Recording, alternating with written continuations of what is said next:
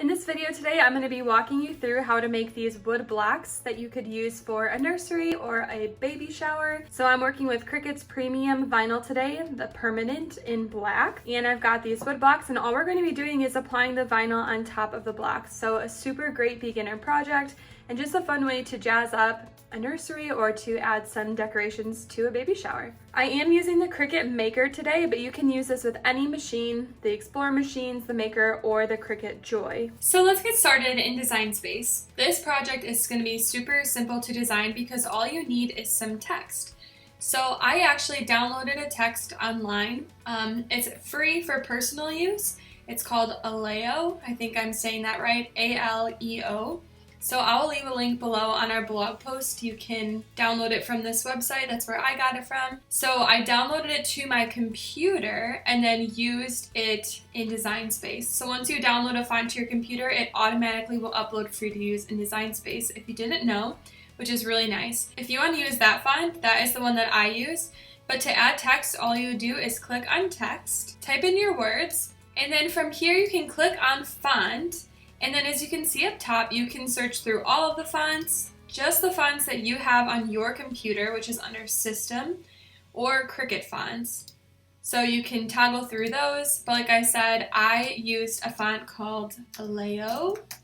So this is what the font looks like, so you can just click on it, and then from there you can go ahead and resize this to however you want. So I only wanted my letters to be like just over an inch tall, so you can just click and drag. And you can either look right here for your height or up here for the height as well. And so that's as simple as it is. And then it will size your width proportionally as well, which is super nice. So that's how easy it is.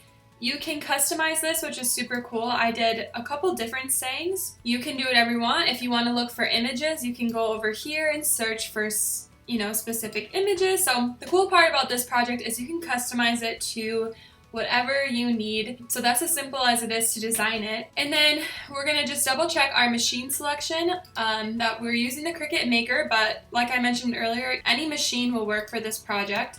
So click Make It.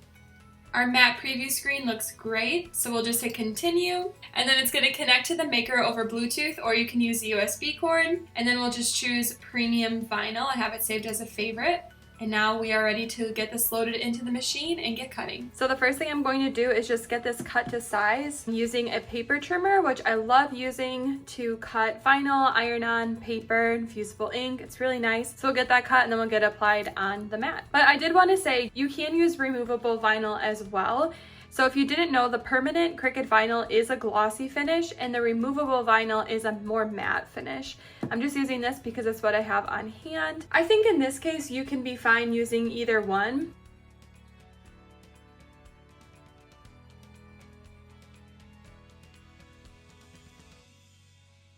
Now I'm going to get the vinyl applied onto a light grip cutting mat. You can also use a standard grip one as well. So I'm just going to push down with my fingers and then use a scraper tool just to help burnish it onto the mat. Make sure there are no air bubbles or kinks and that it's completely smooth. So for our cutting setting, we're going to choose Premium Vinyl in Design Space, and then we'll get this loaded in and get it cutting.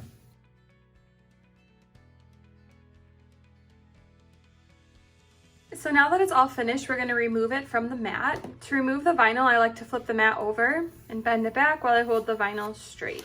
That will help to keep your vinyl from bending or cupping. Now we're going to weed our vinyl. What this means is to remove the excess vinyl from around the design and also inside of the design. But before we do that, I'm actually just going to trim a little bit of this away so I can save the vinyl for a future project. So I like to start in one corner and just slowly work my way down. You'll want to make sure, obviously, that your letters are sticking to that paper backing. So just go nice and slow.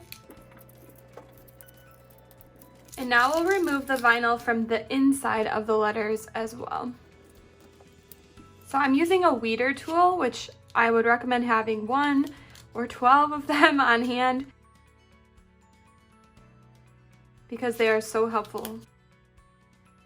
So these are my wood blocks that I have. I actually had my husband make them for me. We just used some 2x2 pine wood that we got from Menards, which is just like a Lowe's or Home Depot if you don't have them. And what we did is just cut them to about 2 inches by 2 inches, just to make obviously a block.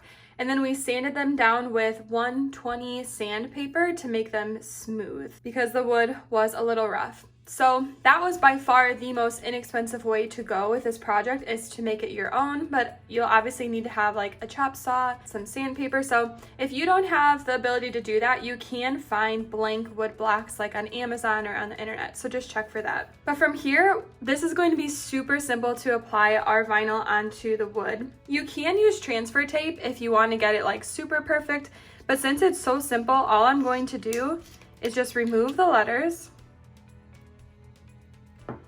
and then put it onto my block. Just kind of push down with your finger. You can go ahead and grab your scraper tool again if you'd like. I'm just peeling them off and then sticking it on.